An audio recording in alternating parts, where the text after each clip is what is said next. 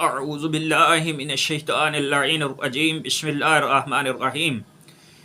جیسا کہ آپ کو علم ہے کہ مولائے امام نقی علیہ الصلوۃ والسلام کی ولادت باسعادت کے یہ ایام چل رہے ہیں، تو اس دوران جو ہے وہ آپ کی خدمت میں امام علیہ الصلوۃ والسلام کی تعلیمات جو ہیں ان میں سے فرامین آپ کی خدمت میں پیش کر رہا ہوں۔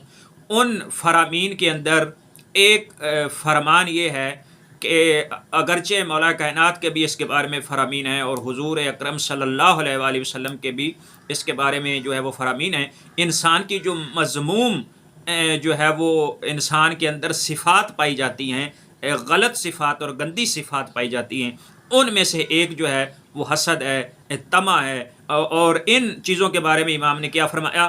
قال الامام علی نقی علیہ الصلوۃ والسلام الحسد ماحق الحسنات، حسد نیکیوں کو تباہ برباد کر دیتا ہے۔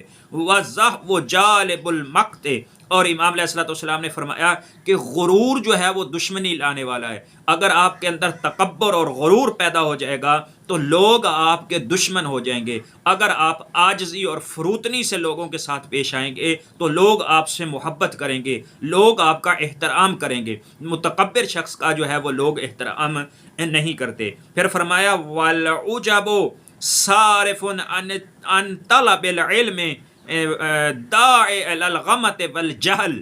امام علیہ الصلوۃ والسلام نے فرمایا جو بندہ عجب کے اندر آ جاتا ہے، خود بینی، خود یعنی میں بہت بڑا ہوں، میں فلاں ہوں، میں ایسا ہوں، میں سب سے زیادہ جاننے والا ہوں، جو خود بینی کے اندر انسان چلا جاتا ہے، اپنے آپ کو بہت بڑا سمجھنے لگ جاتا ہے، امام فرماتے ہیں کہ خود بینی انسان کو ان طلب العلم، علم کے طلب کرنے سے روک دیتی ہے، مانع علم بن جاتی ہے اس کے لیے۔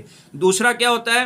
پھر فرمایا داعٍ الی الغمۃ والجہل، اور وہ انسان کو جو ہے وہ ایک تو جہالت کی طرف جو ہے وہ لے جاتی ہے، یعنی اس کے لیے پستی اور نادانی کی طرف اور جہالت کی طرف کھینچنے والی ہوتی ہے۔ پھر امام علیہ الصلوۃ والسلام نے ارشاد فرمایا وَالطَّمَعُ سَجِّیَّةٌ سیئہ، طمع، لالچ، اس سے بری اور مذموم صفت انسان کے اندر نہیں ہے۔ لالچی پن جو ہے یہ انسان کو دنیا و آخرت میں تباہ و برباد کر دیتا ہے۔ انسان کو پست ترین جو انسان کے اندر صفت ہے وہ لالچ کا ہونا ہے۔ اور اس کے بعد امام علیہ الصلوۃ والسلام ارشاد فرماتے ہیں الدنیا سوق رابح فیہ قوم وخاسر آخرون۔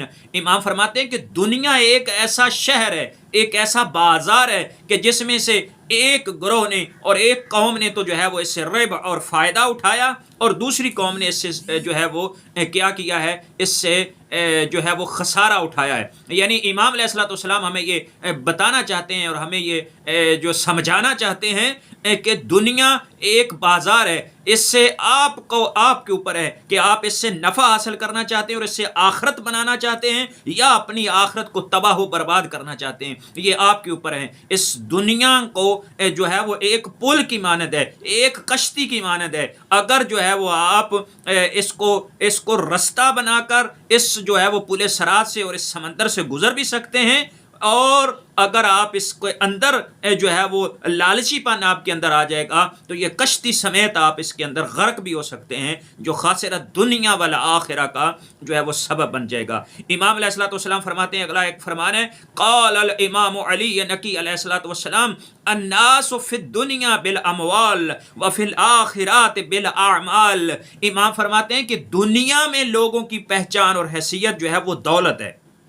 دنیا میں لوگوں کو جو پہچانا جاتا ہے یا لوگوں کی جو حیثیت جو ہے وہ دولت اور مال ہے، مگر آخرت میں کیا چیز ہے؟ وفی الآخرۃ بالاعمال، آخرت میں اعمال دیکھے جائیں گے، جس کے پاس اعمال زیادہ ہیں۔ یہاں تو کوٹھیاں کس کے پاس زیادہ ہیں، کاریں کس کے پاس زیادہ ہیں، رقبے کس کے پاس زیادہ ہیں، کس کے پاس جو ہے وہ زیادہ جاہ و جلالت یہ زمینی ہے، مگر آخرت میں جو ہے یہ کوٹھیاں کام نہیں آئیں گی، آخرت میں یہ مال و دولت کام نہیں آئے گا، آخرت میں یہ زمین کام نہیں آئے گی، آخرت میں جو ہے یہ دنیا کی چودراہٹ کام نہیں آئے گی۔